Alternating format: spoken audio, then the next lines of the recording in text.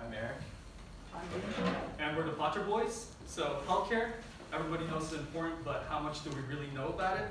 And by listening to this speech, we intend to inform you all about different types of healthcare systems. It can be a complicated topic, so we hope by listening to us, we can make it simpler for everybody else. So, as I mentioned before, it's important to be knowledgeable of different healthcare systems around the world, more specifically, the pros and cons of each one and how they can economically impact a specific country that implements that healthcare model. So for our first healthcare model, we'll have Ian explain it.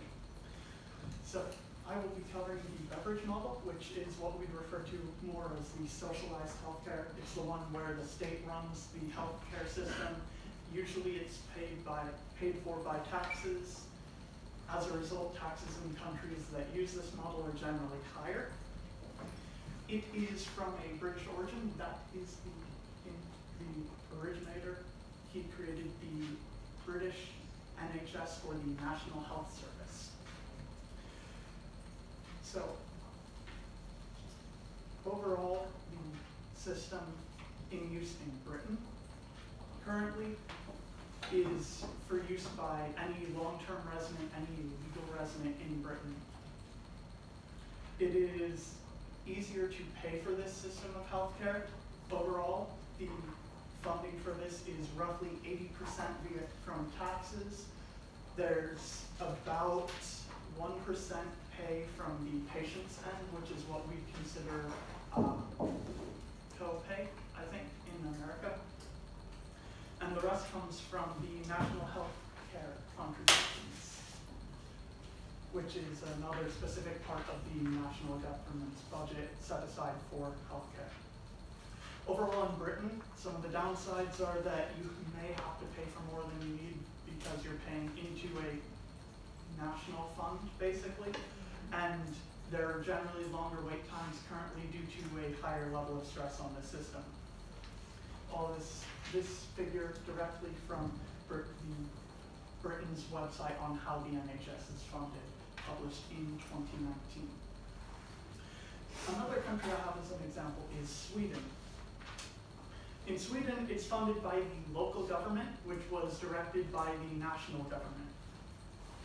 Some of the positives about Sweden is that they have coverage for people who have mental illnesses, people who are in need of elderly care, all of the things that certain health cares may not cover.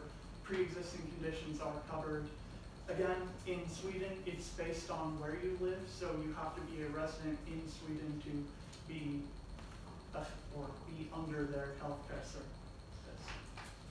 One of the big things about Sweden is that roughly 11% of their GDP, categorized under the social protection section of this graph, is spent on healthcare.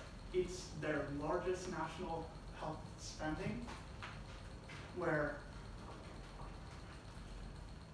they're spending roughly $6.7 billion US on this. One of the reasons they're able to do this is because in Sweden they generally they like paying taxes. As such, they have some of the highest taxes in the world and can afford to cover healthcare in such an excessive manner compared to, say, the United States. And now on to Mark with the Bismarck model. All right, so the second type of healthcare model we want to talk about is the Bismarck model. So for the basics of it, it's funded by employees and employers, where companies actually take the money from the paycheck of their workers and put that into private health insurance companies. This differs from the beverage model, since in the beverage model, it's actually the government's providing health insurance for everybody. In the Bismarck model, it's actually private health insurers providing healthcare for everybody else. So an example of a country that implements the Bismarck model would be Germany. And in Germany, they use a thing called sickness funds, which is just another fancy name for private health insurance companies, where multiple sickness funds compete with each other to make sure that prices stay low within Germany for health insurance. This might sound similar to the American model, where since a lot of people derive their health insurance from health benefits from their company, but the difference being that in the German model of the Bismarck model is that it's universal healthcare, so everybody gets covered by it and nobody gets left behind, and it's non-profit, so the German government actually scrutinized heavily health insurance companies to make sure that they stay non-profit. And this is very much different from the American model, where you can tell it's a very much for-profit model. And The benefits of the Bismarck model is that everybody has health insurance, as I mentioned before, and it also includes that any pre-existing health conditions, everybody still gets health insurance no matter what. And the negatives of it is that it has a heavy reliance on the working population. So people be getting old, and in countries where the aging population is just getting higher and higher, that means it puts a harder stress on the working population to ensure that it's actually still funding health insurance. So when people are getting older, they're not providing any money to health insurance because they're not working anymore. They're retired, and that makes sense. But that's a heavy load on the working population. So for our next two healthcare models, we'll have Eric here talk about them. Okay, so first I'll talk about the national health insurance model. So the way this works is that it's kind of a combination of both the Beveridge and Bismarck model. So people pay a government program that solely exists to pay the medical providers, and this part is like the Beveridge model, and the medical service providers are private companies, and that's like the Bismarck model. So some examples of countries that use this model are Canada, Taiwan, and the UK. And the main pro of this is that generally the cost of medical services go down, and this is because insurance companies don't have to market themselves as much. People have to pay the government, and they pay the medical providers, so there's no need for them to advertise. Also, the government program is non-profit.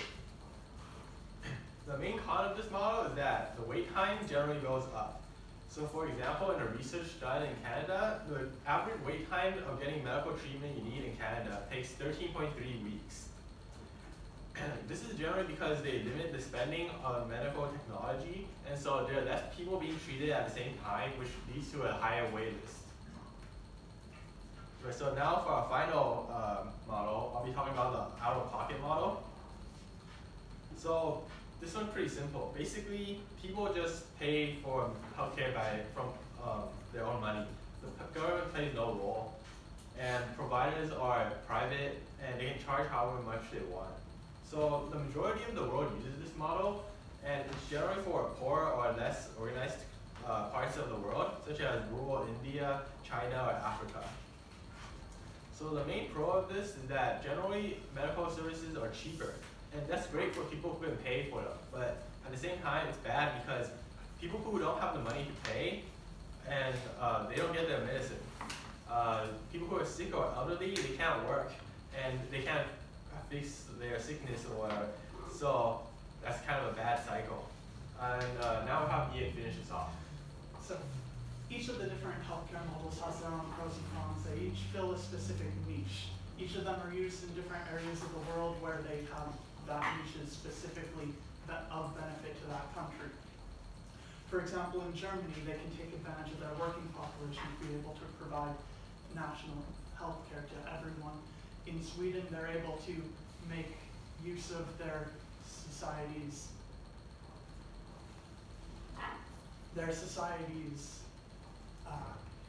goodwill towards taxes to be able to fund a larger system of healthcare.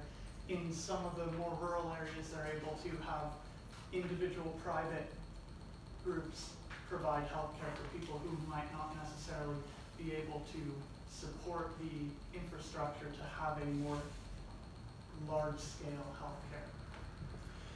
Overall, all of these, knowing about all the different systems of healthcare and all the different places that they're used, can be of benefit to us when speaking to other countries or speaking to other citizens or people who are traveling, or even if we ourselves are traveling to a different country, to be able to know how we might be covered under, say, a foreign policy of that country's healthcare.